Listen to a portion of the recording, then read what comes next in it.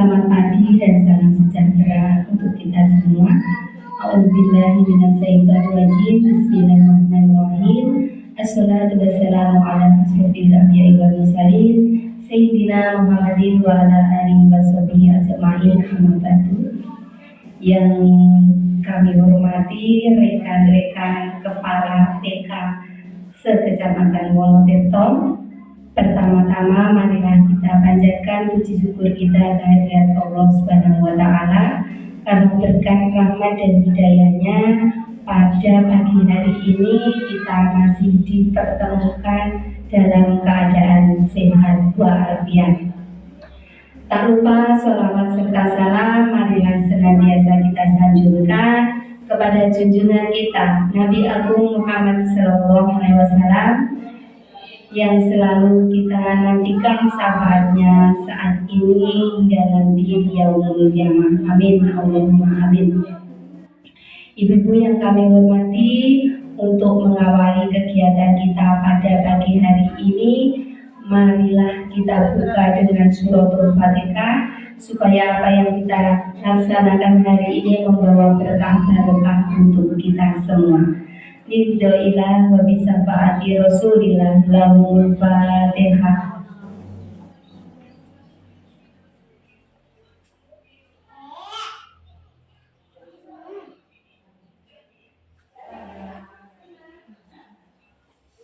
Terima kasih.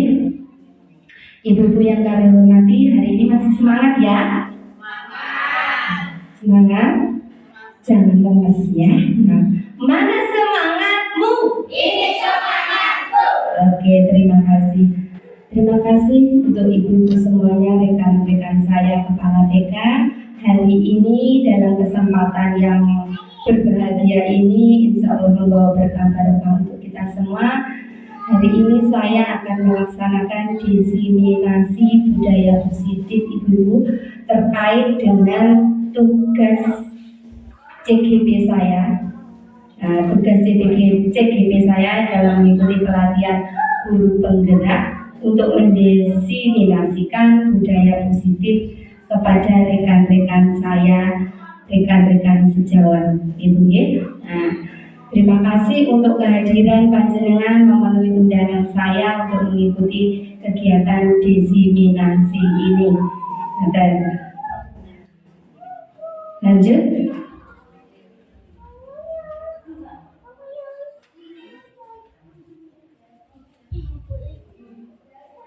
Penyebaran pemahaman dan pengalaman penerapan budaya positif pada kelompok kerja kepala TK. Nah, hari ini kebetulan yang saya undang adalah panjenengan sebagai tonggak ujung utama di sebuah lembaga. Nanti panjenengan hari ini bisa mengimbaskan kepada rekan-rekan guru yang ada di lembaga panjenengan. Terima kasih. Nah, ini saya Ibu CGP Angkatan 10 yang cantik di tengah itu loh. Biar tidak tegak. Yang sebelah itu adalah Ibu Yani Sri Purwati SPD, itu fasilitator saya, guru SMK yang ada di Ponorogo. Nah, ini PP saya adalah Pak Doni Priyadi, pengajar praktik. Ini bertugas di SMP 1 Wonotirto. Nah, baiklah, ibu-ibu yang kami hormati, ini nanti saya akan mendiseminasikan terkait konsep-konsep inti budaya positif. Nah, mungkin ini sesuatu yang panjenengan asing atau pernah mendengar tapi belum paham. Nah, ini di sini yang pertama ada pembelajaran dengan paradigma baru. Ada disiplin positif, nilai-nilai kebajikan, kebutuhan dasar manusia, motivasi perilaku manusia, posisi kontrol, keyakinan kelas, segitiga restitusi. Nah, ini nanti akan saya kupas satu persatu ibu-ibu.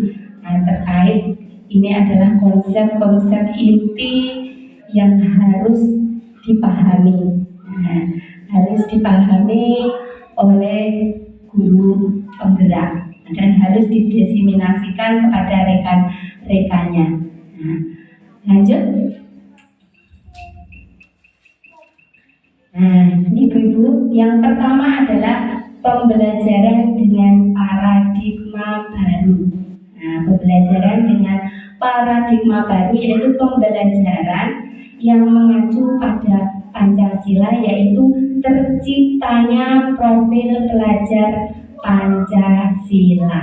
Nah, jenengan biasanya mendengar dengan istilah P5, gitu ya. Nah, istilah P5 ini, P5 yang ini, nah itu acuan kita nanti akan mewujudkan pada profil pelajar Pancasila untuk peserta didik kita. Apa sih maksudnya itu? Nah, profil pelajar Pancasila adalah suatu pembelajaran paradigma baru yang sesuai dengan filosofi Ki Hajar Dewantara. Bapak pendidikan kita nih Bu, masih ingat Bapak Ki Hajar Dewantara? Nah, di guru penggerak ini yang dikupas adalah filosofi tentang pemikiran pendidikan menurut Ki Hajar Dewantara, bahwa pendidikan itu adalah proses menuntun segala kekuatan kodrat yang ada pada diri anak untuk mencapai kebahagiaan yang setinggi-tingginya sebagai manusia dan sebagai anggota masyarakat. Nah, itu filosofi yang sangat mulia Ibu-ibu. Jadi guru itu adalah penuntun. Kita itu sebagai penuntun peserta didik kita, murid-murid kita, anak-anak kita, agar anak-anak kita itu berkembang sesuai dengan kodratnya, kodrat alam dan kodrat zaman. Kodrat alam dan kodrat zaman. Karena anak lahir itu ternyata tidak seperti gambaran saya sebelum mengikuti guru penggerak Ibu. Anak itu bukan selembar kertas putih. Ini adalah gambaran ilmu yang baru yang saya dapat dari guru penggerak. Ternyata anak itu lahir sudah memiliki goresan-goresan dari sana. Nah, tugas kita sebagai guru adalah menuntun laku atau goresan-goresan positif itu menjadi sebuah karakter. Nah, yang negatif, nah itu pelan-pelan dihapus. Nah, itu tugas kita sebagai seorang guru, bukan kertas putih yang dicoret sesuai dengan keinginan kita. Jadi anak itu sudah memiliki bawaan dari kodrat alamnya sana, itu sudah punya bawaan goresan-goresan. Nah, kita yang menebalkan laku untuk ke arah yang positif, mengembangkan potensi anak, karakter anak yang positif. Nah, kalau yang paradigma lama itu, pembelajaran ini tuh berpusat pada guru. Jadi murid itu mengerjakan sesuatu sesuai dengan kehendak guru. Kalau sekarang tidak Ibu. Jadi mulai paradigma ini kita harus mulai belajar bahwa pembelajaran itu harus berpusat kepada anak. Harus berpusat kepada anak.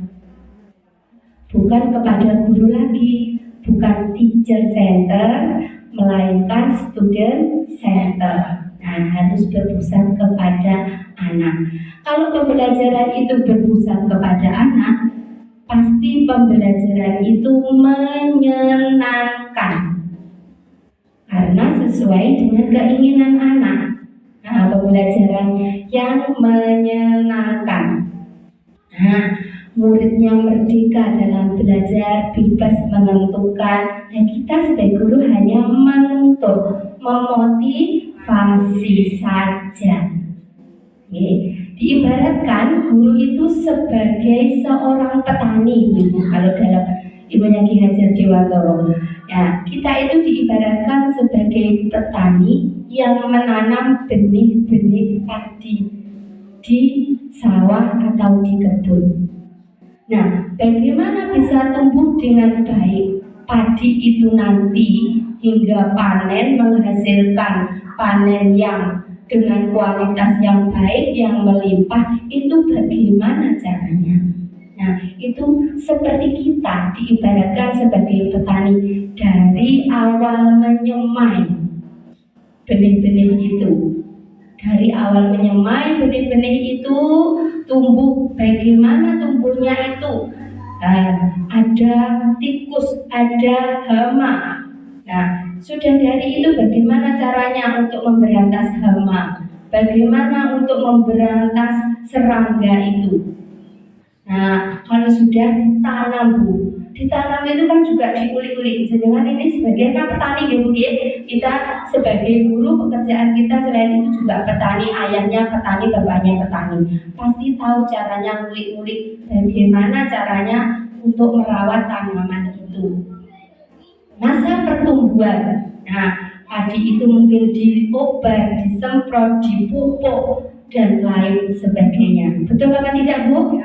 Betul. Nah, itu kita diibaratkan sebagai seorang petani. Nah, terus, apa yang kita tuju? Yaitu menuju profil pelajar Pancasila ini, dimensinya ini. Nah, menjadikan murid beriman dan bertakwa kepada Tuhan Yang Maha Esa dan berakhlak mulia. Ibu-ibu pasti sudah melaksanakan ini semua. Saya yakin ibu-ibu apalagi guru TK, guru PAUD. Nah, ini kita sudah melaksanakan dengan apa caranya Ibu? Apa yang panjenengan laksanakan untuk ini? Beriman, bertakwa kepada Tuhan Yang Maha Esa. Apa yang jenengan laksanakan? Ya benar, Mak? Membiasakan anak-anak setiap hari berdoa belajar, berdoa sebelum makan. Iya, betul sekali. Tepuk tangan untuk Bu Herma. Nah, betul sekali. Nah, setiap hari kita itu melatih anak-anak berdoa sebelum atau sesudah kegiatan. Itu sudah kita laksanakan. Panjenengan yang ini yang sudah senior ini sudah berpuluh-puluh tahun melaksanakan itu. Oke, berakhlak mulia. Bagaimana dengan akhlaknya? Apa akhlak itu ibu-ibu? Ayo, bagaimana Bu? Nah, contohnya bagaimana kalau akhlak itu berakhlak mulia? Ya, Bu Herma. Iya, betul sekali. Meminjamkan. Terus apa nak? Ibu salim, dibahasakan salim ya. Nah, apalagi kita orang Jawa. Nah, sopan santun tokoh kromo itu setiap saat kita laksanakan. Yang kita laksanakan setiap hari Rabu itu Bu ya. Apa itu setiap Rabu programnya? Wajib basa Jawa. Bagaimana berbahasa yang baik dengan orang tua, dengan sebaya, dengan kawannya. Itu di sana ada tahap-tahapnya. Itu dimensi beriman bertakwa kepada Tuhan Yang Maha Esa dan berakhlak mulia sudah panjenengan terapkan di sekolah bersama anak-anak. Guru PAUD itu luar biasa Ibu. Sabarnya, telatennya, menanamkan karakter dan budi pekerti sejak usia dini. Nah, itu yang akan mereka bawa nanti. Nah, terus yang kedua adalah berkebinekaan global. Apa itu maksudnya berkebinekaan global? Nah, bagaimana? Ada yang bisa? Apa maksudnya berkebinekaan global? Iya, betul sekali. Nah, dalam pergaulan tidak membeda-bedakan teman.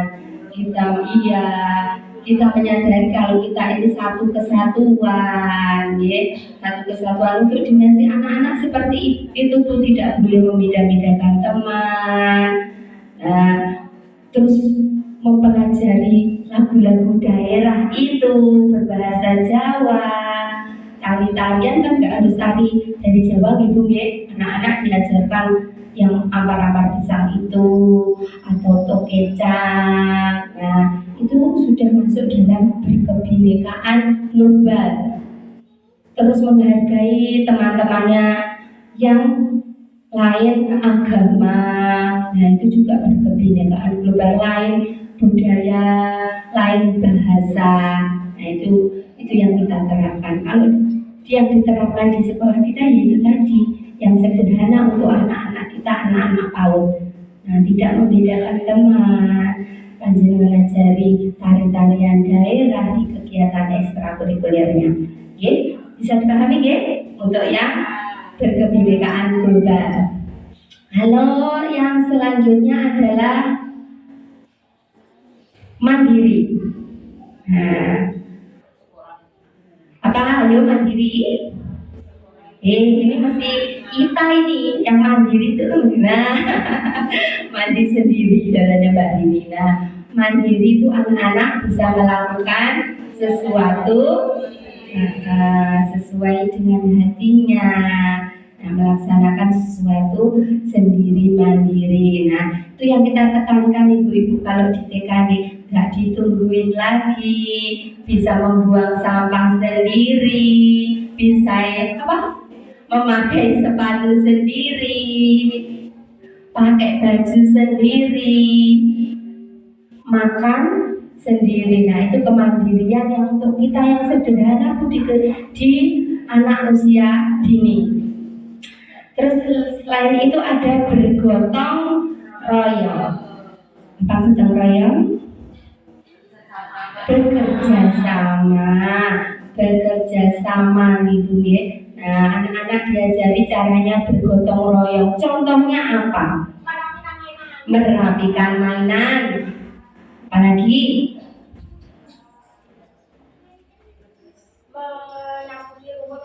Oh ya, membersihkan lingkungan sekolah, mungkin bantu bu gurunya piket. Ada tuh bu anaknya sergap, bu, tak bantu bu nyapu, saya yang buang sampah ada ya. Nah, seperti itu anak yang tanggapnya itu bu.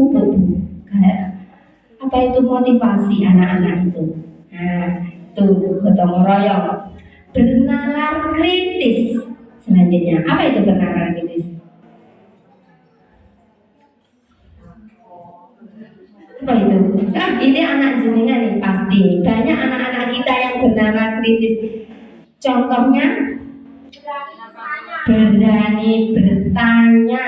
Bernalar kritis itu biasanya ada tuh anak-anak jenengan itu sing takon ngoten gitu bu. Nah, bernalar kritis. Nah, banyak ide ini gini loh bu guru. Nah, sebaiknya ini begini. Nah, ada yang guru menjelaskan atau kita membuat media, memperlihatkan sebuah media, mereka kurang dijelas, mereka bertanya. Nah, itu namanya bernalar kritis, menyampaikan ide gagasan. Jadi kalau ada anak yang menyampaikan ide atau gagasan itu dipotong di tengah-tengah bu. Terus ya bu ya. Nah itu diajarkan secara pelan-pelan. Nah, saya yakin dari guru TKD paling sabar. Sabar untuk meladeni anak-anak yang karakternya berbeda-beda. Nah, karakternya berbeda-beda. Terus kreatif. Apa kreatif bu?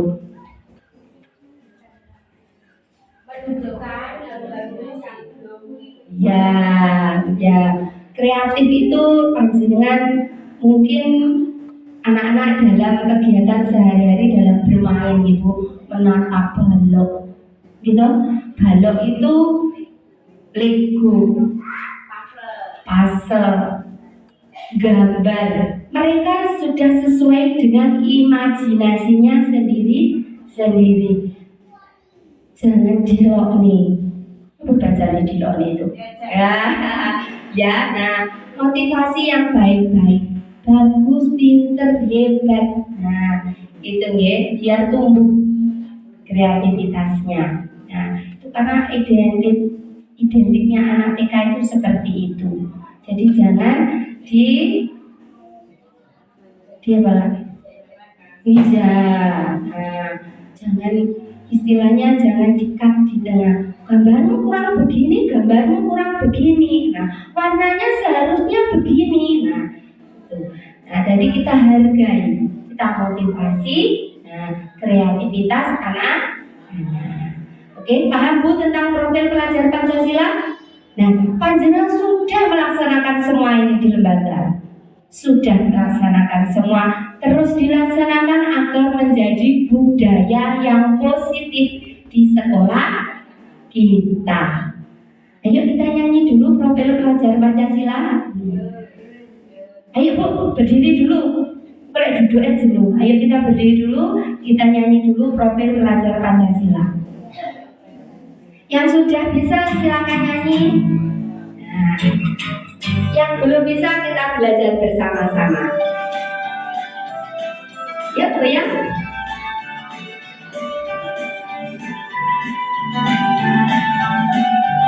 Mengajar Pancasila, beriman dan bertakwa pada Tuhan yang Esa dan berakhlak mulia, berlebih dalam doa, gotong royong mandiri, kreatif dan bernalar kritis, mengajar Pancasila, beriman dan bertakwa pada Tuhan yang Esa dan berakhlak mulia, berkeliling global, gotong royong mandiri, kreatif dan bernalar kritis.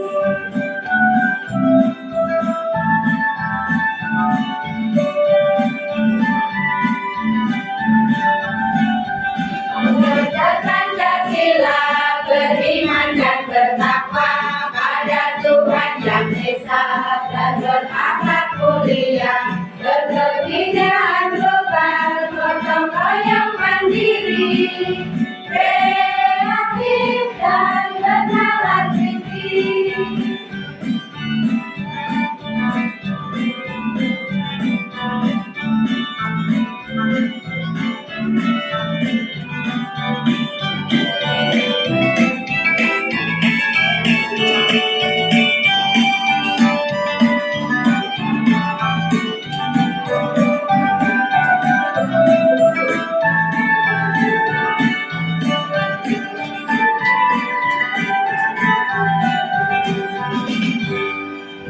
Tepuk tangan.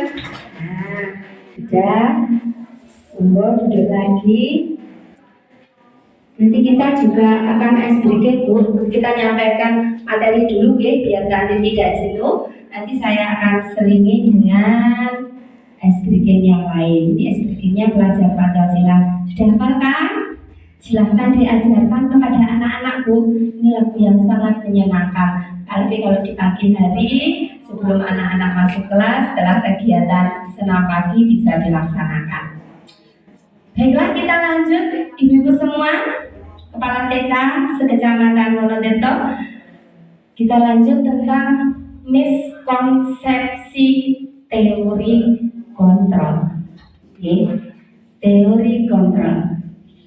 Nah, ini hal baru mungkin bagi jenengan. Saya mendapatkannya juga di guru penggerak ibu-ibu. Oke. Nah, di sini ada 4 miskonsepsi. Ilusi guru mengontrol murid. Apa maksudnya itu? Nah, anak apa Pak? Anak harus mengikuti perintah guru. Ya, anak harus mengikuti perintah guru. Ini namanya miskonsepsi ibu ya. Nah, di sini bahwa tidak benar ibu kalau anak harus kita yang mengontrol anak, tapi anak harus punya kontrol diri sendiri berdasarkan nilai-nilai yang diyakini, bukan karena guru, bukan karena sebuah hukuman atau penghargaan. Nah, biasanya anak-anak itu bisa dikontrol dengan diiming-imingi atau apapun. Tapi kita harus mulai sekarang belajar bahwa bahwa anak-anak harus bisa mengontrol dirinya sendiri. Nah, itu ya. Nah, bisa dipahami? Jadi anak itu tidak bisa dikontrol. Kalau kita terus mengontrolnya, diiming-imingi dengan hadiah atau diiming-imingi dengan hukuman, saya yakin ibu kita nggak menghukum ini. Nggak pernah kan bu? Hukum tidak. Anak-anaknya kita itu masih kecil-kecil itu ya. Nah, biasanya malah diiming-imingi kalau kita, gitu bu. Nah, nanti kalau sama ibu gini, nanti saya kasih bintang, saya kasih hadiah. Nah, itu ibu ya. Jadi ilusi guru mengontrol murid dengan pemberian penghargaan atau hukuman. Itu mulai untuk dikurangi. Okay? Nah, jadi biasakan anak mengontrol diri dengan kontrol dirinya sendiri berdasarkan nilai-nilai keyakinan. Terus yang kedua, ilusi bahwa semua penguatan positif, efektif, dan bermanfaat. Apa ini maksudnya? Ilusi bahwa memberikan penguatan positif sangat efektif dan bermanfaat. Ibu, ini mungkin bermanfaat, tapi waktunya hanya dalam jangka waktu yang pendek. Oke? Nah, itu. Nah, jadi memberikan penguatan positif, misalkan panjenengan membujuk, merayu anak-anak nanti demikian.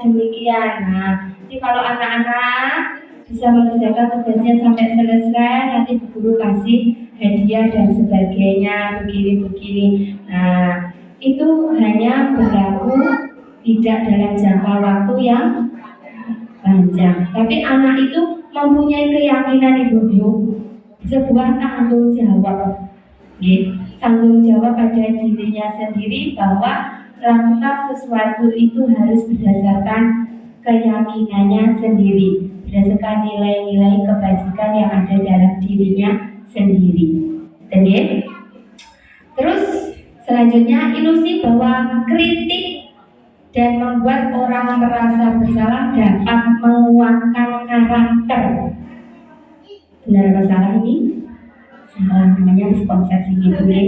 Ini tidak benar ibu. Malah biasanya dikritik, ojo ngene kadang-kadang itu harapannya kan bisa berubah. Biasanya ada anak sing tekone terlambat, gampang telatan. Nah, dikritik, dilokne, dimarahi. Nah, dari itu mungkin harapannya bisa berubah karakternya. Nah, itu bukan itu caranya ibu-ibu. Nah, jadi membawa kritik dan membuat orang merasa bersalah dapat menguatkan karakter. Nah, kamu tahu nggak sekarang jam berapa? Kenapa masih masuk sekolah? Nah, itu ibu. Nah, setiap hari kok datang terlambat. Nah, itu. Terus akhirnya bagaimana? Setiap hari kok datang terlambat. Nah, akhirnya anak-anak itu kan merasa bersalah, dan itu masuk membuat anak-anak itu menjadi sedih, dan mungkin akan kuat di dalam hatinya pernah dimarahi jenengan karena terlambat atau apa. Itu ya. Tapi kalau kita jelas-jelas nggak mungkin seperti itu pada anak-anak TK, hilang kulitnya, sak wali kulitnya hilang. Nah, kita saja harus setiap hari bersabar-sabar, setiap hari senyum, sampai itu menjadi budaya kita, gitu. Senyum siapa salah begitu akhirnya ya. Nah, apapun yang terjadi di luar sana, kita tetap tersenyum. Dia bertemu dengan anak-anak, menyambut dengan ramah gembira. Terus ilusi selanjutnya bahwa orang dewasa memiliki hak untuk memaksa.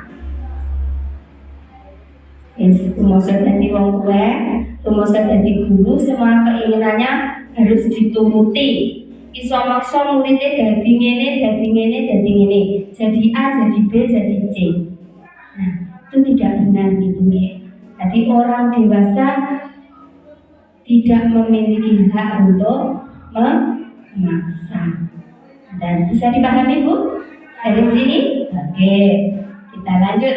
Nah, ini mengubah paradigma dari stimulus respon ke teori kontrol.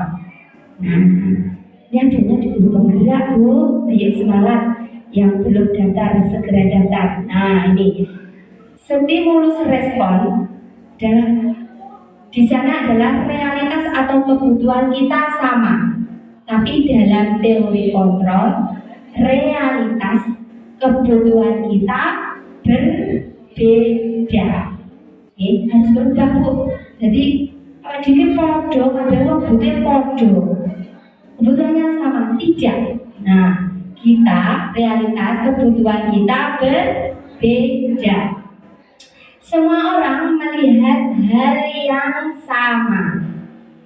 Semua orang melihat hal yang sama.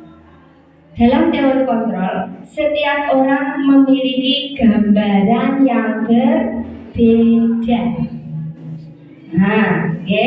Nah, itu contoh dalam anak-anak panjenengan membuat kegiatan lain adalah menggambar. Misalkan menggambar kucing, gambar kucing. Apakah kucing nanti akan sama Ibu? Dari anak satu dan anak yang lain? Tidak. Nah, ya, tidak benar rupanya kucing itu seperti itu. Jangan mungkin membawa kucing di depan kelas, sana gambar. Hasilnya berbeda. Nah, setiap orang memiliki gambaran yang berbeda. Stimulus respon, kita mencoba mengubah agar orang lain berpandangan sama dengan kita. Ben podo karo arepe awake dhewe. Bisa? Nah, tidak bisa. Kita berusaha memahami pandangan orang lain tentang dunia. Pandangannya kita antara satu kepala jenengan dengan temannya juga berbeda. Demikian juga dengan anak-anak. Anak-anak juga berbeda. Nah, nih. Perilaku buruk dilihat sebagai suatu kesalahan. Stimulus responnya, teori kontrolnya, semua perilaku memiliki tujuan. Nah, nanti akan ke sana itu ada motivasi perilaku manusia. Ini modul yang sangat menarik adalah tentang disiplin positif ini, ya. Mengubah pikiran kita, mengubah pola pikir kita. Semua perilaku memiliki tujuan. Orang itu melakukan sesuatu pasti ada tujuannya, Bu. Baik perilaku positif maupun perilaku negatif. Ya, perilaku positif atau perilaku negatif semua pasti ada tujuannya. Nah, orang lain bisa mengontrol saya. Dalam teori kontrol, hanya Anda yang bisa mengontrol diri Anda sendiri. Nah, yang bisa mengontrol adalah diri sendiri. Dari keyakinan di dalam dirinya sendiri. Kalau berperilaku itu hanya untuk mengharapkan sebuah penghargaan, imbalan atau ketidaknyamanan, misalkan takut dengan hukuman atau apa, itu bukan suatu belum bisa mengontrol dirinya sendiri. Itu motivasinya eksternal. Tapi kalau kita bisa mengontrol diri sendiri berdasarkan keyakinan kita, berdasarkan nilai-nilai kebajikan kita, itu namanya motivasinya internal atau intrinsik, yang berasal dari dalam diri kita sendiri. Nah, selanjutnya saya bisa mengontrol orang lain. Ya, kekuasaan bisa mengontrol dan lain sebagainya. Nah, tidak Ibu. Oke. Karena pada dasarnya yang kontrol berasal dari motivasi eksternal itu tidak bertahan dengan lama. Nanti lek serah diberi hadiah balik. Nah, nanti kalau hukuman sudah tidak berlaku balik. Nah, itu ya. Nah, Anda tidak bisa mengontrol orang lain. Nah, tadi kembali yang bisa mengontrol diri adalah diri kita sendiri. Nah, pemaksaan ada pada saat bujukan gagal. Nah, paksa. Pemaksaan ada pada saat bujukan gagal. Nah, misalkan hari itu ada anak yang tidak mau masuk kelas. Kita contohnya yang real di kelas kita saja, yang untuk anak usia dini. Nah, apakah ibu guru akan memaksa anak itu untuk masuk di dalam kelas? Apa yang kita lakukan? Dipaksa atau tidak, Bu? Tidak. Nah, kita kolaborasi dan konsensus menciptakan pilihan-pilihan baru. Biasanya ya kan, Dole maunya gimana? Maunya bermain apa? Nah, gitu loh Bu. Nah, gak harus dipaksa anak-anak dipertahankan ke ibu, karena setiap hari, apalagi anak usia dini itu moodnya labil. Moodnya sangat labil. Jadi kita sebagai guru anak usia dini, guru TK harus bisa memahami karakter itu. Jadi ajak kerjasama, ajak berbicara. Nah, jangan dimarahi, jangan dicuekin. Nah, bisa dipahami Bu sampai di sini? Bisa. Terus model berpikir menang kalah. Tapi kalau dalam teori kontrol adalah model berpikir menang. Ada menang, tidak ada yang kalah. Tidak ada yang kalah. Dan dilanjut.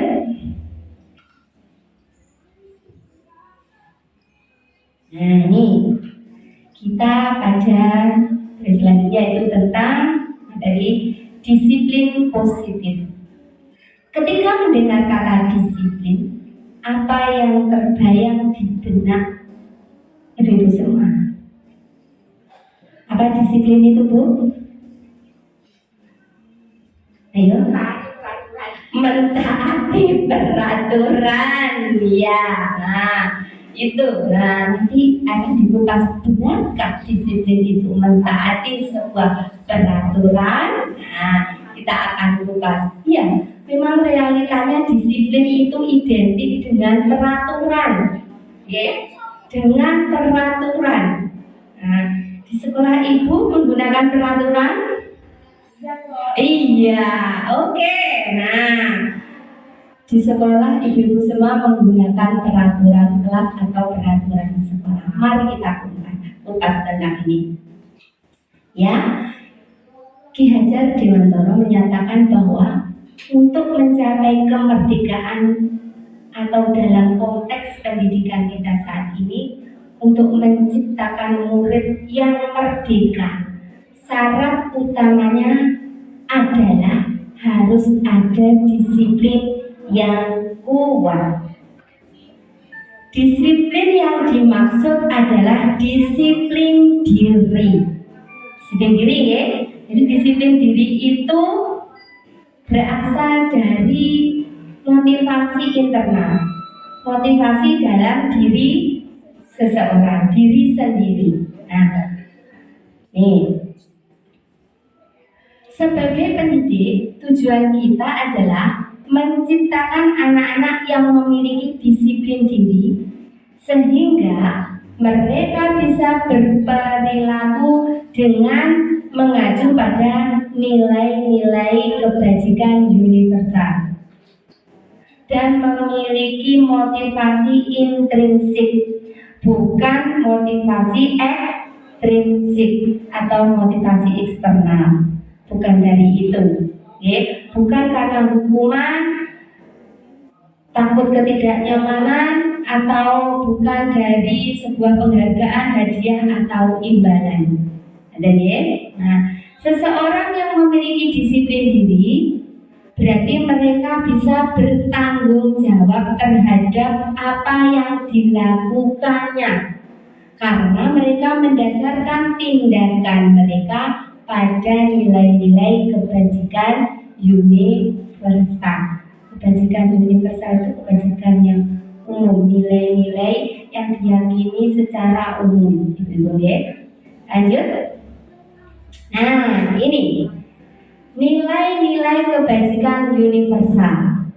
Nilai-nilai kebajikan universal.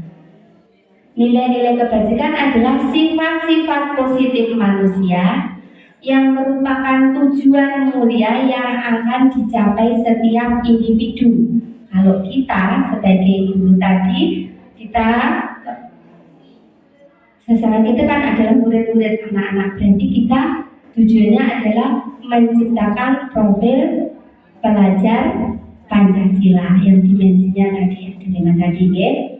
Terus ini profil pelajar Pancasila tadi beriman dan bertakwa pada Tuhan Yang Esa, berakhlak mulia, mandiri, bernalar kritis, berkebinekaan global, bergotong royong, kreatif. Nah, yang kita nyanyikan tadi gitu ya. Nah, terus ini sekarang dari sikap murid. Nilai kebajikannya adalah toleransi, rasa hormat, integritas, mandiri, menghargai, antusias, empati, keingintahuan, kreativitas, kerjasama, percaya diri, berkomitmen. Nah, itu nilai kebajikan. Nilai kebajikan.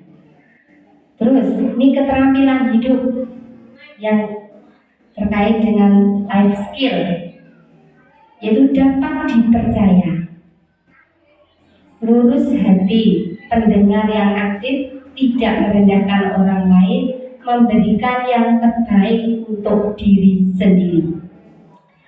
Petunjuk hidup, peduli, penalaran, bekerja sama, keberanian, keingintahuan, usaha, keluasan, fleksibilitas, berorganisasi, kesabaran, dan lain-lain.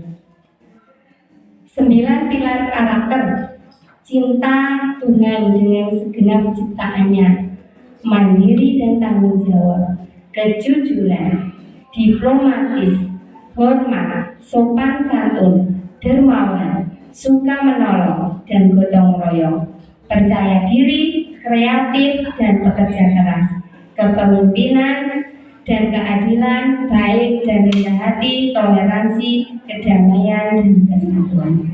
Nah, itu namanya nilai-nilai kebajikan. Paham Bu?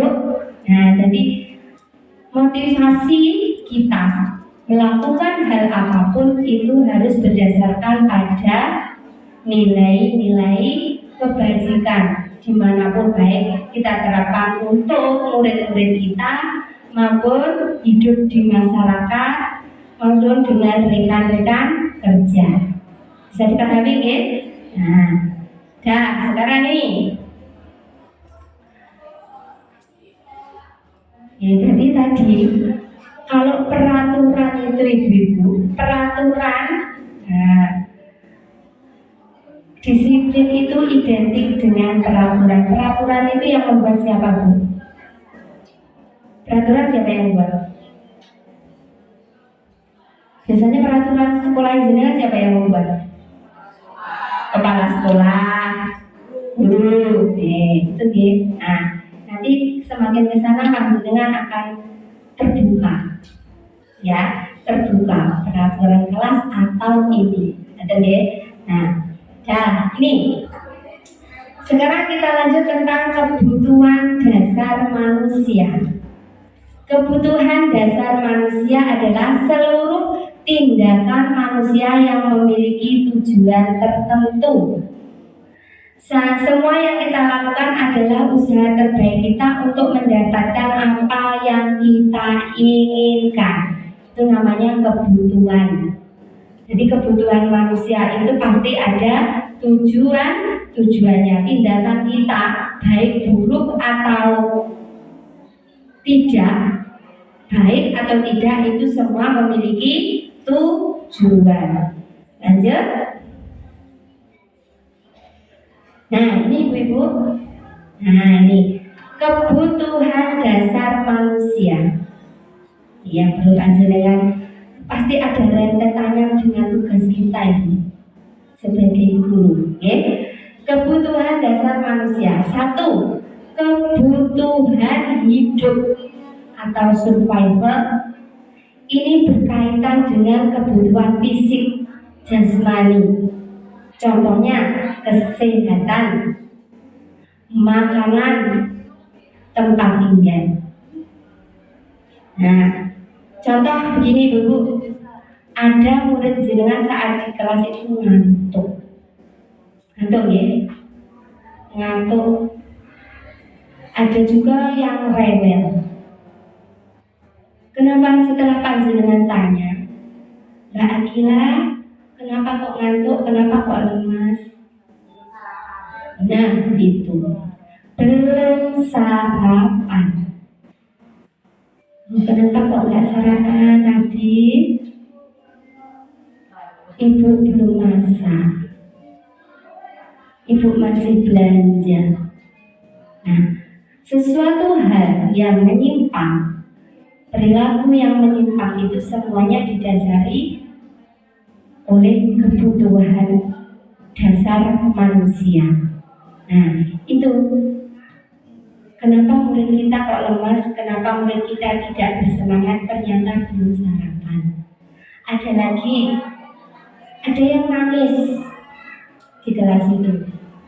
Nangis ya Bu, anak-anak itu bisa mencurahkan kadang dengan nangis, baru kita tanya untuk cara mendapatkan perhatiannya. Setelah ditanya kenapa, gigiku sakit Bu Guru. Nah, ini kebutuhan hidup survivornya yang kurang terpenuhi. Jadi jangan disalahkan atau langsung dimarahi. Bocah anak di sekolah ngantuk anai. Nah itu, kalau kita nggak pernah gitu ya, kita nggak seperti itu. Nah itu kita cari dulu, kenapa anak-anak kok lemas, tidak bersemangat. Nah itu. Terus yang kedua adalah kebutuhan kasih sayang atau rasa diterima. Bahasa Inggrisnya adalah love and belonging. Itu berkaitan dengan psikis kita. Kalau tadi kebutuhan hidup itu berkaitan dengan fisik, fisiologis, ya. Kalau ini tentang kasih sayang, rasa diterima itu adalah pada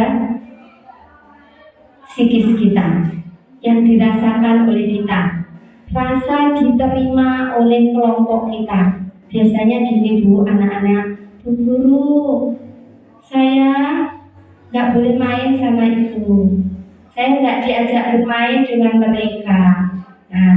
Nah itu Bu, jadi rasa kasih sayang, ingin diperhatikan,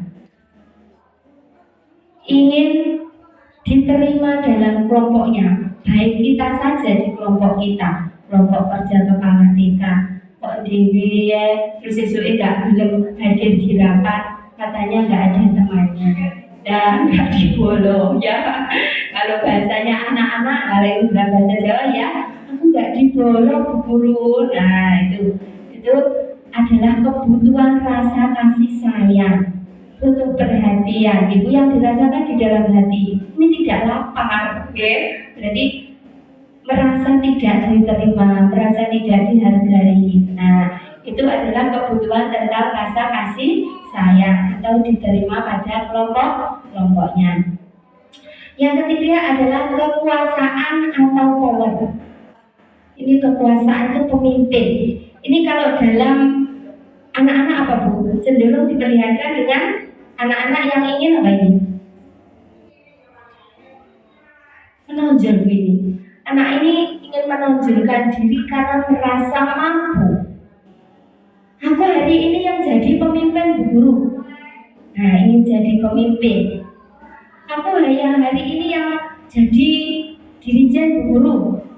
Saya yang bisa memimpin nyanyi Bu Guru. Nah, ini adalah tentang kompetensi yang ingin diakui kompetensi atau keterampilannya.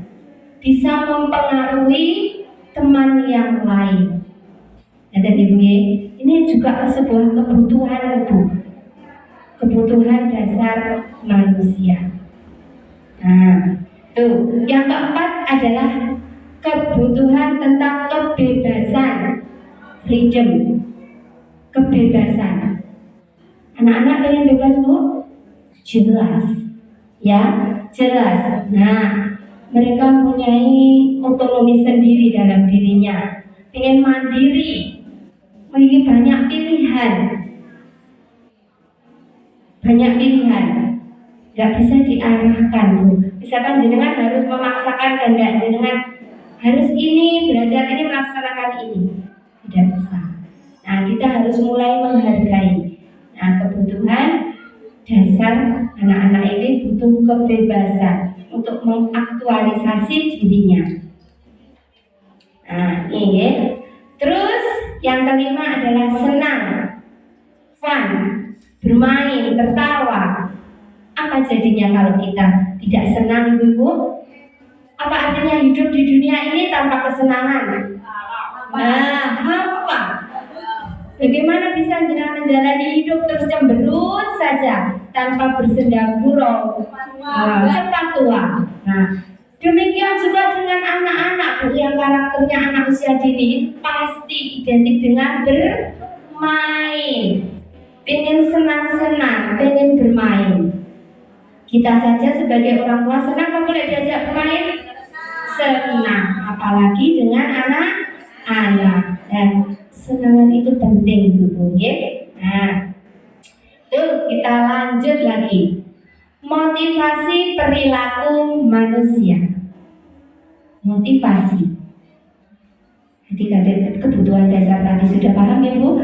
Ada kebutuhan bertahan hidup, kebutuhan rasa kasih sayang, kebutuhan tentang penguasaan, kekuasaan, kebutuhan tentang kebebasan dan kesenangan. Ada 5 nih kebutuhan dasar.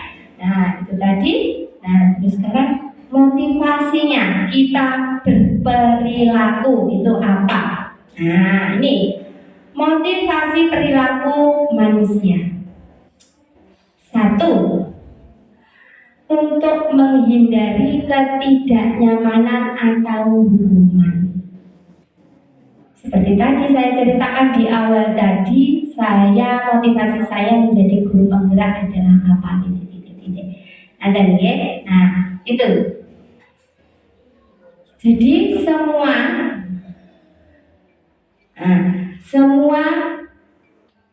perilaku manusia itu ada motivasinya. Nah, 1, mungkin berperilaku seperti itu, atau karena menghindari ketidaknyamanan atau hukuman. Jadi patuh, baik, gitu ya. Nah, di sini adalah tingkat rendah dari motivasi perilaku manusia. Berjalan benar, misalkan anak-anak patuh, itu hanya karena takut dihukum. Gitu ya. Nah, demikian juga perilaku kita. Kenapa kita datang tepat waktu, ke sekolah tidak terlambat? Karena takut absensi. Nanti kalau lebih dari jam 7 ada hukuman yang harus diterima atau konsekuensi yang harus diterima. Gitu Bu. Nah, jadi ini adalah melakukan itu untuk menghindari ketidaknyamanan dan ojo dihukum, itu aja. Itu namanya motivasi eksternal yang berasal dari luar.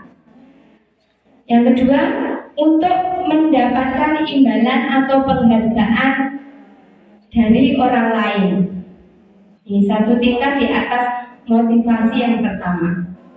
Di sini orang berperilaku untuk mendapatkan imbalan atau penghargaan dari orang lain.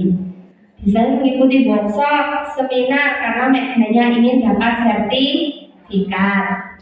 Hanya ingin dapat sertifikat saja. Nah, ini seharusnya apa motivasi internalnya Bu kalau mengikuti workshop atau seminar? Untuk mendapatkan apa? Mendapatkan ilmu, pengalaman, wawasan, dan lain sebagainya. Bukan ingin mendapatkan sertifikat saja. Nah, sertifikat itu bonusnya saja, Bu. Jadi yang terutama dari motivasi diri kita untuk mendapatkan ilmu. Terus yang ketiga, ini adalah motivasi untuk menjadi orang yang mereka inginkan dan menghargai diri sendiri dengan nilai-nilai yang mereka percaya. Nah, ini yang motivasinya dari dalam diri sendiri. Ini berperilaku karena keyakinan diri. Nah, contoh Bu, mengapa harus memakai helm? Mematuhi aturan. Berarti kalau mematuhi aturan itu motivasinya eksternal apa internal? Eksternal. Kalau Bu siapa tadi? Bu siapa? Aku kok lupa ya namanya. Putri tadi untuk keselamatan dan keamanan. Itu motivasinya berarti dari diri sendiri atau internal. Pada masa COVID, ya, aturan aku ditilang sama polisi. Itu motivasinya bukan dari diri, tetapi motivasinya eksternal. Memakai masker pada saat COVID pandemi. Apa motivasinya itu?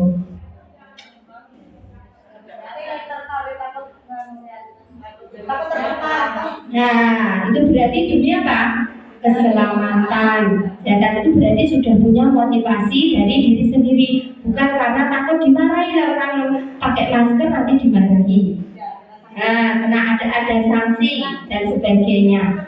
Nah, kalau ibu-ibu semua melakukan sesuatu itu berdasarkan dari takut ini, mematuhi peraturan, takut ditilang Pak Polisi, aturan itu motivasinya masih eksternal. Ya, nah kalau motivasi internal itu dari dalam sendiri, dari dalam bahwa itu suatu kebutuhan. Kita butuh selamat, kita butuh rasa aman, nyaman, itu. Nah, itu juga harus panjenengan imbaskan kepada murid-murid kita. Jadi motivasinya itu dari dalam dirinya sendiri. Paham ya Bu? Motivasi eksternal sama motivasi internal. Lanjut. Nah, ini Bu. Di sini kita akan tentang hukuman. Apa bedanya hukuman? Konsekuensi, restitusi. Nah, ini hukuman itu sifatnya tiba-tiba, tidak terencana. Hukuman itu dari satu arah. Ya. Terus hukuman itu diberikan dalam bentuk fisik atau psikis yang mengakibatkan anak-anak itu tersakiti fisiknya maupun batinnya. Nah, kalau batinnya ini biasanya tersakiti dan akan diingat sampai nanti kata-kata bukunya ini. Jadi ini hukuman itu bersifat tidak terencana. Hukuman bersifat satu arah. Biasanya ini, nah, contohnya kalau di TK kita memang kayaknya nggak pernah kita memberikan hukuman karena kamu betul jujur saja ini. Iya jelas, hukum anak-anak kecil itu bagaimana? Ya, ya. Mungkin ya itu tadi ada yang bahasa. Jadi mulai sekarang kita harus mulai belajar, ya dihilangkan, pelan-pelan mulai dikurangi untuk menyalahkan orang lain menyalahkan murid kita. Jadi diajak apa tadi Bu? Diskusi, kolaborasi hingga pikiran-pikiran baru. Nah, ini begini Bu, biasanya kalau ada anak datang terlambat, saya menceritakan pengalaman saya saat SMP dulu. Saat itu kelas saya adalah menjadi petugas upacara. Upacara saat itu berjalan tidak lancar sama sekali. Jadi bahan tertawaan seluruh peserta upacara. Ya, dari pemimpinnya yang salah, pemimpinnya yang salah saat itu memberi komando agak-agak, dari pengibaran. Nah, saya ingat betul itu. Dan sampai saat ini masih saya ingat hukuman yang diberikan guru saya saat itu. Satu kelas itu harus mengelilingi lapangan. Dan mengelilingi lapangan sekon hormat bendera. Sekon hormat bendera. Terus dimarahi sama guru saya, wali kelas saya, memalukan. Itu terdengar. Pasti panjenengan punya pengalaman seperti itu saat SD atau SMP atau apa. Jadi hukuman itu bersifat serta-merta, jadi gak direncanakan. Nanti kamu mau tak hukum, enggak kan? Nah, jadi hukuman itu bersifat spontanitas. Nah, tuh ya. Nah, itu jadi hindari. Itu masih membekas Bu. Membekas dari di dalam, terutama teman-teman sekolah, karena yang dihukum, yang melakukan kesalahan satu atau dua anak di situ, tapi yang menanggung adalah satu kelas. Lari mengelilingi lapangan di SMP itu dan menghormat bendera selama 30 menit Bu. Nah, saat itu saya SMP. Nah, itu hukuman Ibu ya. Jadi menyakiti anak secara fisik atau psikis, hindari itu. Kalau kritika, saya yakin panjenengan gak pernah memberikan hukuman secara fisik. Pernah panjenengan jejer muridnya di depan? Tidak pernah. Nanti saya kalau tentang hukuman ini tidak berlaku untuk guru-guru TK. Nah, terus konsekuensi sekarang. Bedanya hukuman, konsekuensi dan restitusi. Sekarang yang konsekuensi. Konsekuensi itu sudah terencana atau disepakati, sudah dibahas dan disetujui oleh murid dan guru. Contoh, bila nanti anak-anak nanti terlambat dalam sekian menit, anak-anak harus menulis janji atau janji tidak akan mengulanginya lagi. Tulis di buku misalkan 50 kali atau 25. Nah, itu sudah ada kesepakatan. Ya. Nah, itu bedanya konsekuensi. Jadi bahasanya harus jadi tidak marah-marah gurunya di sini. Kita anak-anak diajak untuk berdiskusi tentang itu. Tapi ya itu tadi, ya tetap ada memberikan rasa tidak nyaman pada anak-anak. Terus nanti misalkan tidak boleh mengikuti pelajaran sekian, harus belajar di sana, harus mencatat sekian lembar. Nah, itu Ibu nih, itu konsekuensi. Konsekuensi dibuat oleh pihak guru, sekolah, dan murid sudah mengetahui sebelumnya. Konsekuensi yang akan diterima bila mana ada pelanggaran. Jadi kita ngerti. Nah, nanti misalkan hari ini anak-anak tidak memperhatikan guru dalam belajar bermain sendiri, konsekuensinya apa? Nah, itu sudah ada disepakati. Pada konsekuensi murid tetap dibuat tidak nyaman, tetapi hanya dalam waktu yang pendek.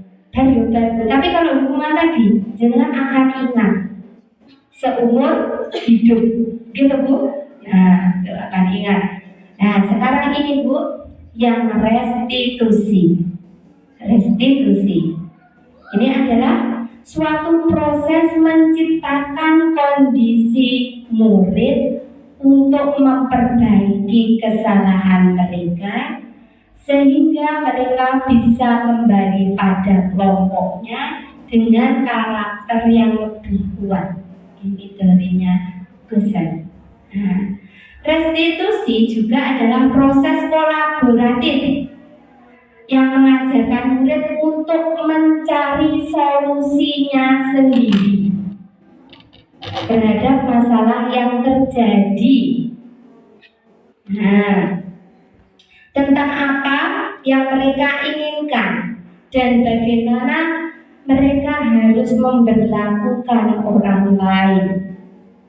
Restitusi membantu murid menjadi lebih memiliki tujuan disiplin positif dan memulihkan dirinya setelah berbuat salah. Tujuannya adalah menjadi orang yang menghargai nilai-nilai kebajikan yang mereka percaya. Jadi posisi mana Bu yang harus kita laksanakan sebagai guru setelah mendengar wawasan ini? Jenengan sebagai apa nanti? Restitusi. Jadi mulai diajar untuk anak-anak itu ditanya. Nah, ya, nanti ada contoh ibu-ibu lihat video tentang penerapan segitiga restitusi yang saya terapkan di sekolah saya. Nah, oke, lanjut. Ini. Nah, sekarang ini Bu, 5 posisi kontrol kita sebagai guru. Mana pilih? Jujur saja, panjenengan saat ini sebagai apa? Sebagai teman, oke. Sebagai apa lagi? Sudah coba Mbak. Nah, sebagai teman. Nah, di situ satu penghukum, guru sebagai penghukum. Adakah di sini yang guru sebagai penghukum? Jujur saja, tidak. Guru TK saya yakin tidak. Mungkin kalau di SD atau jenjang lain masih ada Bu. Jadi jujur-jujuran saat saya di TGP itu juga gitu. Kalau TK mau dihukum secara fisik bagaimana? Yuk kanji murid ya. Nah, nggak mau sekolah ya. Nah, itu karena anak kita kecil-kecil usia dini yang harus dibangkitkan motivasinya. Nah, penghukum. Ya, tadi penghukum tadi yang saya jelaskan tadi ya. Nah, penghukum. Terus yang kedua adalah pembuat merasa bersalah. Ini bahasanya halus Bu. Biasanya penghukum tadi yo kasar, dimarahi, dibentak-bentak, dihukum secara fisik. Ini penghukum, tipe guru sebagai penghukum.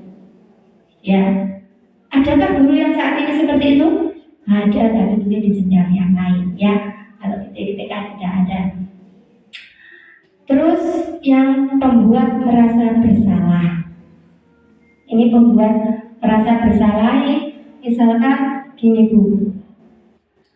Saat itu ada anak yang tidak atau terlambat masuk ke sekolah. Terus bu gurunya menanyakan.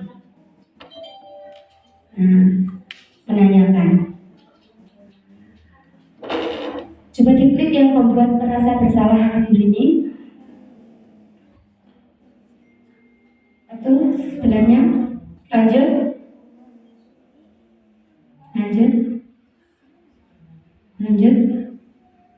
lagi. Nah, ini pembuat merasa bersalah itu. Ibu sangat kecewa sekali sama kamu. Nah, berapa kali Bapak harus memberitahu kamu? Gimana coba kalau orang tua kamu tahu kamu berbuat begini? Jadi itu ibaratnya kalau kita mandes, ya, mandes di dalam hatinya anak-anak. Itu pembuat merasa bersalah. Jadi seolah-olah memberikan gimana perasaan yang tidak mengenakan pada diri anak. Anak itu malah tidak percaya diri. Oke. Kembali kepada yang penghukum. Nih, yang tadi penghukum setelah ini. Ya, ini bahasa penghukum. patuhi aturan saya. Awas kalau tidak. Nah, ini bahasa penghukum, Bu. Kamu selalu salah saja, mesti terlambat. Nah, itu bahasa penghukum. Ya. Selalu, pasti selalu yang terakhir selesainya. Mengerjakan tugas mesti terakhir sendiri. Nah, itu bahasa penghukum. Jadi mulai saat ini yang merasa seperti itu, kita mulai harus belajar untuk mengurangi atau menghilangkannya. Ada ya? Lanjut. Kembali ke sana Bu Rini. Iya, sebagai teman. Nah, ini sebagai teman. Kita kayaknya sepakat kita di posisi ini kayaknya ya. Jadi kita sebagai teman menganggap anak-anak itu teman bersendaguro, apalagi memang di usia dini. Saya menggeraya Ibu, penghukum seperti ini, pembuat merasa bersalah seperti ini, pemantau manajer seperti ini. Saya cenderung, saya jujur saja, ini sebagai temanku, teman dan kadangkala pemantau. Nah, nih biasanya teman, ayolah nak, dikerjakan tugasnya, ayo anak dirapikan. Gak kasihan kalau sama guru. Nah, biasanya sambil bercanda, guyon. Terus anak-anak itu menganggap temannya gurunya itu. Nah, itu namanya kita sebagai teman. Bahasanya bagaimana Bu Rini? Coba. Nah, ini, ayo bantulah demi Bapak. Nah, biasanya jadi ada bujuk anaknya, ayo nak masuk yuk. Nah, ayo, Kak kasihan tuh guru tadi lama lu berdiri di sini nunggu sampean. Gitu tuh biasanya gitu tuh membujuk anaknya. Nah, ayo ingat tidak bantuan Bapak selama ini. Nah, dan bahasanya harus Bu. Itu biasanya cenderung dengan bercanda. Nah, ya sudah, lain kali tidak apa-apa. Nanti Ibu bereskan mainannya, gitu ya. Ini memposisikan kita guru sebagai teman. Lanjut sebagai pemantau. Pemantau itu ada ukurannya. Jadi kita menyelesaikan perhitungan. Nah, perhitungan sesuai dengan peraturan tadi. Peraturannya apa? Ayo, apa yang telah kamu lakukan? Sanksi atau konsekuensinya apa? Nah, jika tadi terlambat ke sekolah, jika tidak mengerjakan tugas, nah konsekuensinya apa? Nah, itu ya. Nah, terus yang terakhir adalah manajer. Manajer itu, nah, manajer itu nanti ajuan kita pada restitusi. Jadi manajer itu adalah perilaku yang ideal seharusnya guru lakukan. Oke. Seharusnya yang guru lakukan itu adalah posisi sebagai manajer. Nah, manajer itu, nah ini pertanyaan seperti ini. Apa yang kita yakini? Menanyakan kembali keyakinannya kelas tadi Bu. Apa yang kita yakini? Apakah yang sudah kamu yakini? Nah, jika kamu meyakininya, apakah kamu bersedia memperbaikinya? Jadi anak itu diajak untuk berdiskusi, dari kita bercakap-cakap ya Bu ya. Anak-anak diajak untuk bercakap-cakap. Apa rencana kamu untuk memperbaiki hal ini? Nah, kolaborasi Bu antara guru dan murid. Mereka menjawab sendiri hal itu, berarti mereka secara tidak sengaja mereka menemukan solusi terhadap masalahnya sendiri. Jadi seorang manajer itu adalah yang telah melaksanakan restitusi. Nah, bisa dipahami Bu sampai saat ini? Siap untuk menjadi manajer? Siap. Nah, siap ya untuk menjadi manajer ya. Nah, tuh, jadi posisi yang paling ideal Posisi kontrol kita sebagai guru adalah posisi sebagai manajer. Posisi manajer itu biasanya sudah terampil sebagai teman dan pemantau. Oke? Nah, kalau kita sudah terampil sebagai teman dan pemantau, besok mulai diterapkan sebagai posisi kita sebagai manajer. Nah, apa tadi yang kamu lakukan? Kan seperti ini. Ya, apa yang mendasari kamu melakukan itu? Nah, kamu luput, sepatu saya dibuang. Oh iya, kalau guru jadi kamu, guru pasti akan melakukan hal yang sama seperti kamu. Nah, itu menstabilkan. Jadi anak-anak itu tidak merasa dibuat untuk bersalah. Ada ya? Ya, paham ya? Sampai di sini lanjut. Nah, ini ada yang bisa menjawab. Keyakinan kelas. Mengapa keyakinan kelas bukan peraturan kelas? Ayo. Kenapa tadi kok kita memilih keyakinan kelas? Nah, pilih keyakinan kelas atau peraturan kelas itu? Pilih mana? Pilih peraturan kelas atau keyakinan kelas? Pilih apa? Bingung? Bingung? Oh iya, betul. Nah, selama ini kita jujur saja. Kita melaksanakan sesuatu berdasarkan peraturan. Padahal peraturan tadi motivasinya adalah eksternal. Untuk mengontrol murid itu memakai peraturan. Ini membedakan apa ini? Ya, nah, padahal ada yang lebih baik dari itu, dari posisi kita sebagai manajer melaksanakan penerapan restitusi itu menggunakan tentang keyakinan kelas. Kenapa kok keyakinan kelas? Nah, ini Bu, karena keyakinan kelas itu berasal dari dalam diri, dari motivasi diri, motivasi internal. Kalau peraturan, motivasinya dari eksternal, karena bukan peraturan takut dihukum untuk mendapatkan penghargaan atau imbalan. Nah, itu motivasinya eksternal. Peraturan cenderung kepada itu. Tetapi kalau keyakinan kelas itu berdasarkan dari diri sendiri. Lalu mulai dicoba anak TK bisa, tapi dengan bahasa-bahasa yang sederhana, konten yang sederhana, bahasa universal yang sederhana. Keyakinan kelas bersifat lebih abstrak daripada peraturan yang lebih rinci dan konkret. Oke, bahasanya abstrak. Keyakinan kelas berupa pernyataan-pernyataan universal. Jadi yang sudah mengatur profil pelajar Pancasila, tentang keterampilan murid, itu tadi ibu kolaborasi, mandiri, percaya diri, itu tentang keyakinan kelas.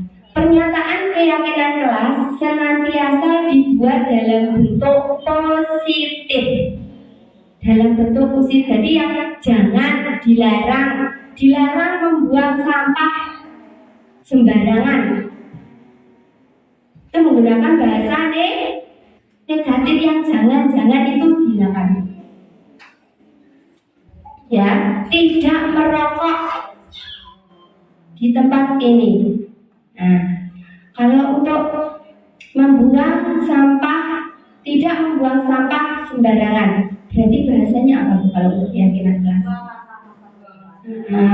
Buang sampah ada tempatnya, atau jagalah kebersihan. Nah, itu bahasa keyakinan kelas. Jadi anak-anak besok mulai ini kita terapkan ya Bu. Kita membuat, sebentar lagi kan tahun ajaran baru. Namanya di kelas itu bukan peraturan kelas, tapi keyakinan kelas. Nah, itu ya. Keyakinan kelas hendaknya tidak terlalu banyak sehingga mudah diingat dan dipahami oleh murid. Apalagi dengan murid-murid TK, dengan bahasa yang mulu-mulu mereka belum paham sampai ke sana. Apa kira-kira keyakinan kelas untuk anak-anak kita? Jadi satu di antaranya tadi apa? Jagalah kebersihan. Terus buang sampah pada tempatnya itu tadi maksudnya dalam itu Bu, jagalah kebersihan. Terus apa lagi? Bisa sekolah sendiri, tidak ditungguin dan sebagainya. Namanya apa itu? Mandiri. Kan di sana aku anak mandiri. Mandiri. Terus ada lagi, membiasakan anak-anak untuk berkata sesuai dengan kenyataan, sesuai dengan apa yang dia lakukan. Apa itu namanya? Jujur. Jujur. Jadi berapa keyakinan kelas saja yang diterapkan untuk anak-anak, apalagi anak TK Bu. Jadi jujur, bertanggung jawab, mandiri, menjaga kebersihan. Terus harus apa? Ceria. Ceria itu berarti senang. Senang, belajar dengan senang. Jadi menunda anak-anak berkejunan, ayo kayak anak nangis kan? Yuk, tahu nggak keyakinan kelas kita bagaimana? Anak-anak kan harus senang. Menangis itu senang apa tidak? Gitu ya. Itu membuat tentang keyakinan kelas. Keyakinan kelas sebaiknya sesuatu yang dapat diterapkan di lingkungan tersebut, disesuaikan dengan lingkungan lembaganya sendiri. Terus semua warga kelas hendaknya ikut berkontribusi dalam pembuatan keyakinan kelas. Lewat kegiatan curah pendapat. Lewat kegiatan curah pendapat. Misalkan ini saya umpamakan ini adalah sebuah kelas, Ibu. Saya umpamakan jenengan sudah murid SD yang bisa menulis. Bu guru membagikan sticky note. Membagikan sticky note ini, tolong dibantu Bu ini. Ini semua murid nanti menuliskan keyakinan sendiri-sendiri berdasarkan nilai yang diyakini. Dengan nulis di hari ini ya.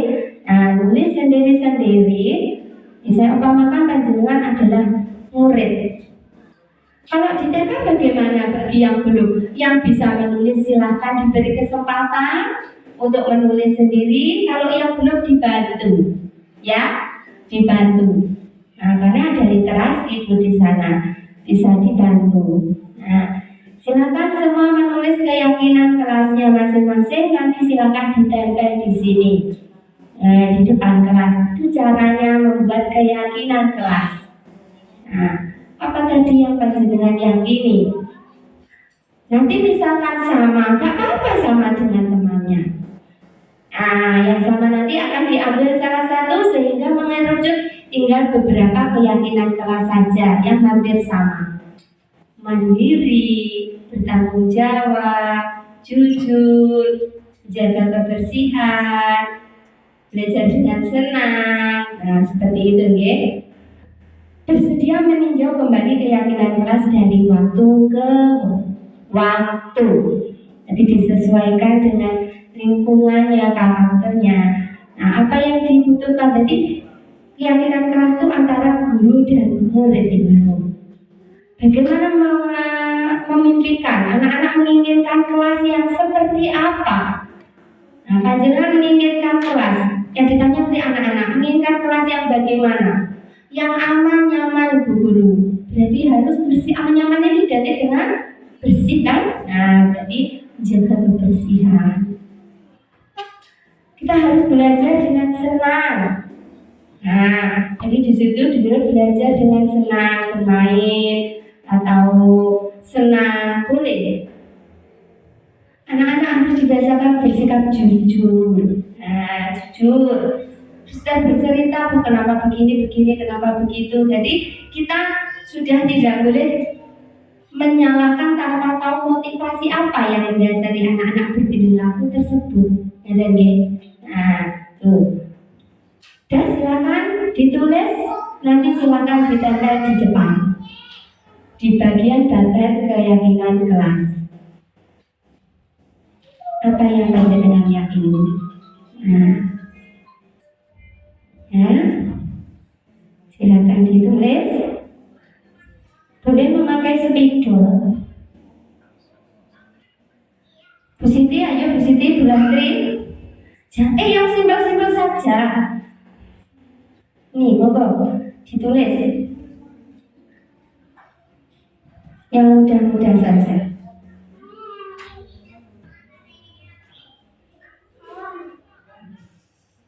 Kalau yang sudah, silakan berdiri, ditempelkan di bagan. Nanti ibu-ibu laksanakan di kelasnya ibu-ibu. Oke. Kalau anak-anak belum bisa menulis gelas TKA, apalagi TKA belum bisa menulis, ibu dengan bantu ditanya. Nah, kalau sudah ditanya, ditempelkan di sana. Gitu. Nah, silakan maju. Dimulai dari ya silakan ditempel di sana. Nah, iya semua ditempelkan. Iya satu saja. Nah, satu saja ditempelkan.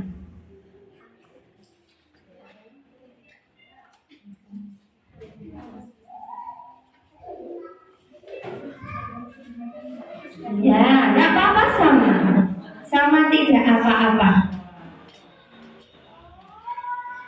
Tidak apa-apa, Bu Guru tidak marah. Nah, ya.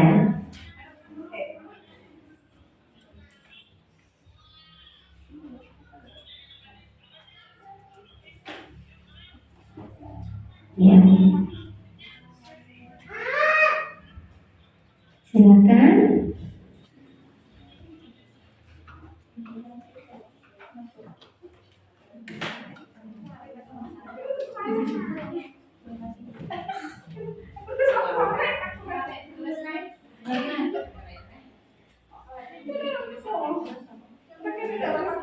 Yang ditulis yang gak apa-apa, ayo tulis lagi. Iya.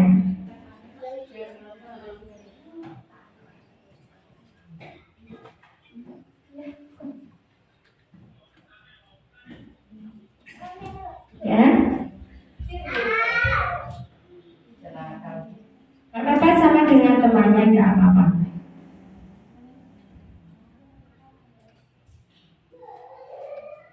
Ayo yang belum silakan maju. Iya.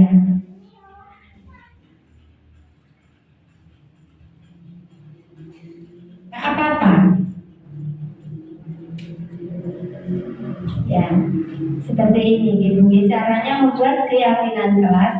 Nanti jangan terapkan di kelasnya masing-masing. Silakan diimbaskan kepada gurunya untuk membuat sebuah keyakinan kelas, membuat sekolah ini kelas impian yang didambakan untuk anak-anak beserta ibu guru. Lanjut.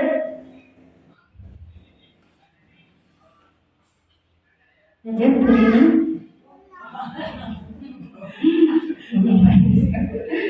Nah, ini yang terakhir adalah segitiga restitusi. Ya, segitiga restitusi. Proses 3 tahapan tersebut didasarkan pada prinsip-prinsip utama dari teori kontrol. Kita semua akan melakukan hal terbaik yang bisa kita lakukan. Semua perilaku memiliki alasan. Kita semua memiliki motivasi internal. Segitiga restitusi itu yang bawah adalah menstabilkan sisi yang paling dasar itu, menstabilkan identitas. Tuh. Yang kedua adalah validasi tindakan yang salah. Yang ketiga adalah menanyakan keyakinan kelas. Ini adalah proses Segitiga penerapan segitiga restitusi. Seorang manajer, posisi guru sebagai manajer akan menerapkan segitiga restitusi dalam menghadapi permasalahan. Oke, silakan lanjut. Nah, ini menstabilkan identitas. Pada bagian dasar dari segitiga bertujuan untuk mengubah identitas anak dari orang yang merasa gagal menjadi orang yang sukses. Nah, menjadi orang yang sukses. Anak yang melanggar peraturan karena sedang mencari perhatian adalah anak yang sedang mengalami kegagalan. Nah, itu bahasa yang kita gunakan dalam menstabilkan identitas ibu-ibu. Jadi jangan dijudge anak itu salah, tapi bahasanya seperti ini. Berbuat salah itu tidak apa-apa. Ya, berbuat salah itu tidak apa-apa. Berbuat salah itu manusiawi. Oke, jadi untuk menstabilkan dulu identitasnya anak-anak. Tidak ada manusia yang sempurna. Di awal seperti itu, Bu.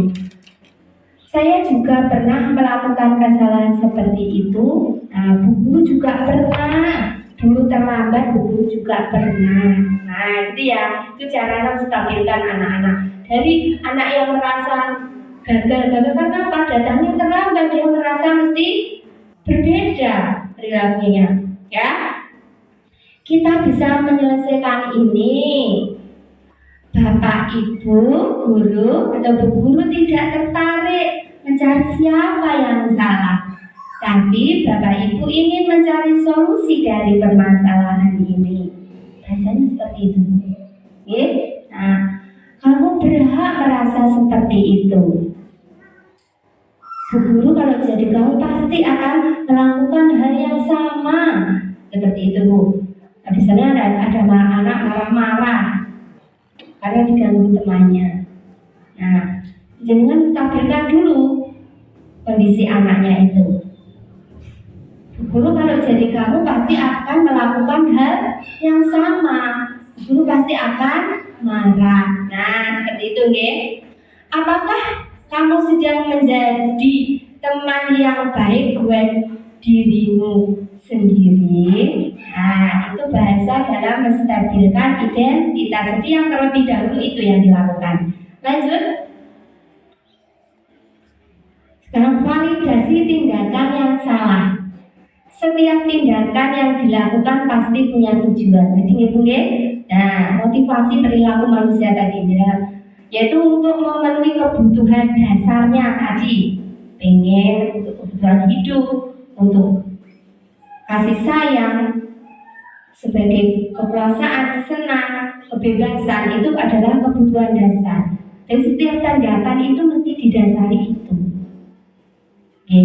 Seorang yang pencuri atau apapun itu melakukannya pasti ada tujuannya, karena mungkin kebutuhan dasarnya ada yang tidak terpenuhi. Apa Ibu yang tidak terpenuhi kok sampai mencuri?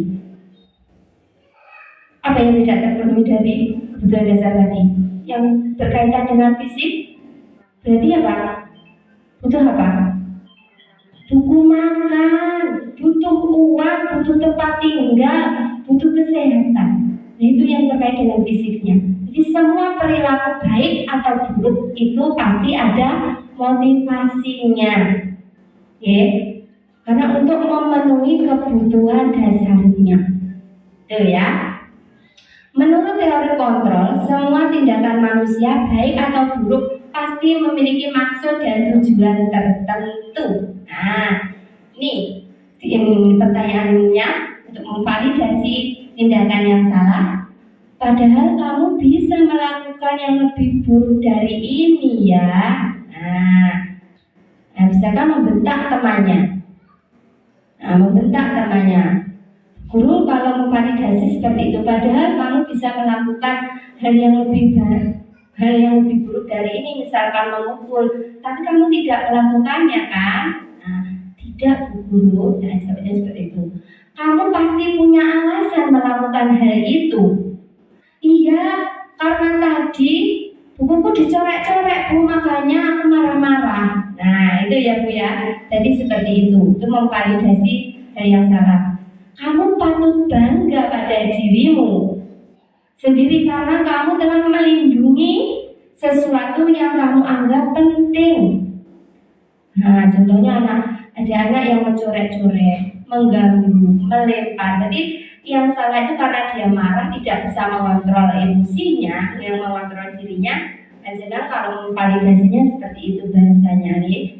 Nah, kamu boleh mempertahankan sikap itu, tapi kamu harus menambahkan sikap yang baru. Nah, itu untuk validasi tindakan yang salah. Selanjutnya yang terakhir adalah menanyakan keyakinan yang sudah dibuat tadi. Betul ya? Nah, nanti kalau ibu itu disoter Bu yang sama diambil. Jadi salah satu saja sehingga kecil, hanya beberapa keyakinan kelas saja biar mudah diingat oleh anak-anak ya. Dari keyakinan kelas tadi. Nah, ini menanyakan teori kontrol menyatakan bahwa kita pada dasarnya termotivasi secara internal. Ketika identitas sukses telah tercapai, pada tadi menstabilkan identitas itu sudah tercapai, dan tingkah laku yang salah telah divalidasi pada langkah kedua sisi tadi, maka anak akan siap untuk dihubungkan dengan nilai yang dipercaya. Apa yang ditanyakan Bu?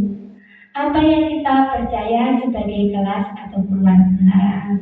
Apa nilai-nilai keyakinan kelas yang telah disepakati? Apa bayangan kita tentang kelas ideal? Kamu ingin menjadi kelas yang seperti apa? Nah, itu menanyakan keyakinan kelas. Kalau tadi kamu marah-marah sesuai dengan keyakinan kelas apa tidak? Tidak. Apa yang telah dilanggar dalam keyakinan kelas itu? Tidak menghormati atau menghargai orang lain. Itu Ibu, jadi keyakinan itu bisa menghormati, menghargai, bisa dimasukkan di sana. Lanjut, penutup. Setelah ini saya kasih contoh untuk penerapan segitiga restitusi yang telah saya laksanakan di sekolah. Penutup, dalam penerapan disiplin positif, guru diharapkan mampu mengembangkan kemampuan kompetensi profesi, kepribadian, serta merefleksikan posisi kontrol yang sesuai dengan tugasnya sebagai pemimpin pembelajaran, penuntun, among untuk mewujudkan murid yang merdeka, bertanggung jawab, dan mandiri. Dengan contohnya Bu Rini.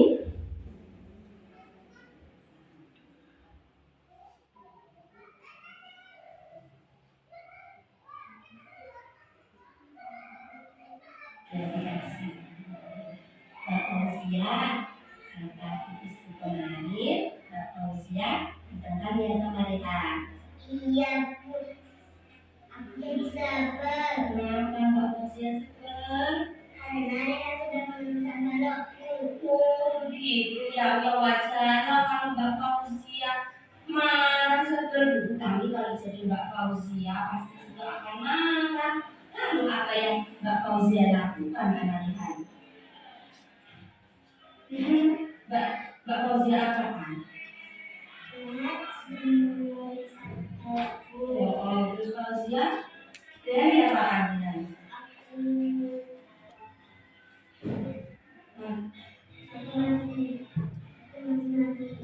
Oh, dimaki-maki ya. Pasti Mbak Fauzia melakukan itu pasti ada alasannya ya. Kenapa kok dimaki-maki Rehan?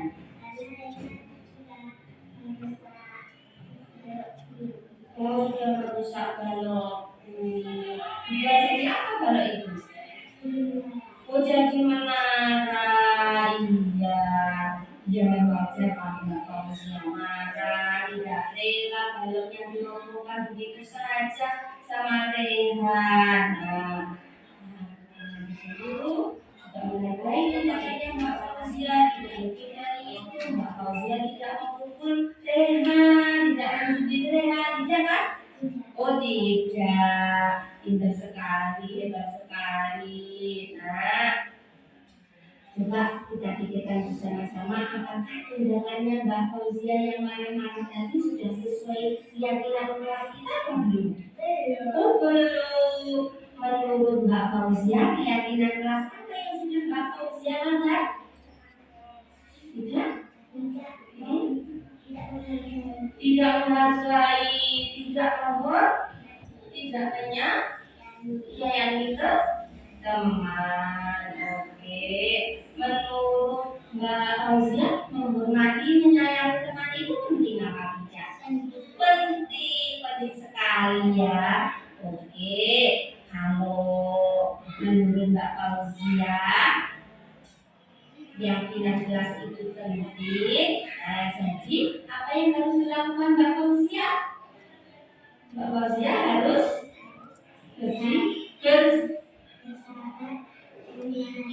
Oh iya, hebat sekali belajar dan menahan emosi.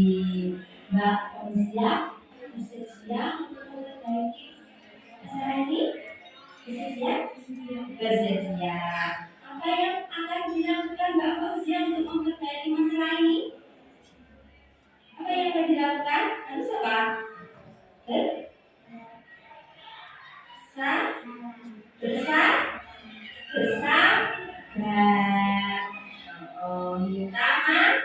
Minta maaf, menahan emosi. Oke, anak kita dan pinter, betul sekali tindakannya. Sekarang kalau siap boleh istirahat, kembali sama teman-temannya. Oke.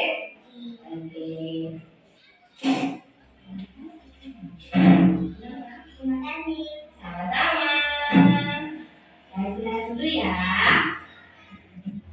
Itu tadi Ibu contoh penerapan segitiga restitusi jika mengalami suatu permasalahan ya.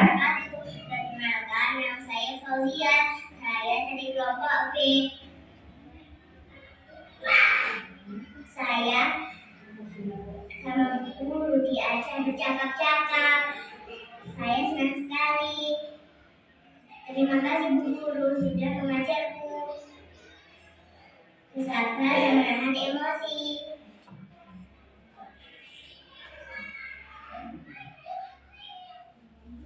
Nah, tunggu contohnya untuk penerapan segitiga restitusi. Semangat Bu? Semangat. Alhamdulillah. Nah, itu tadi serangkaian materi tentang disiplin atau penerapan budaya positif. Semoga kita bisa melakukannya mulai dari sekarang. Pelan-pelan nih, oke? Sedikit demi sedikit kita menuju pada posisi kontrol kita sebagai apa tadi? Yang ideal apa tadi? Manajer dan menerapkan segitiga restitusi. Jadi, terima kasih untuk perhatiannya hari ini.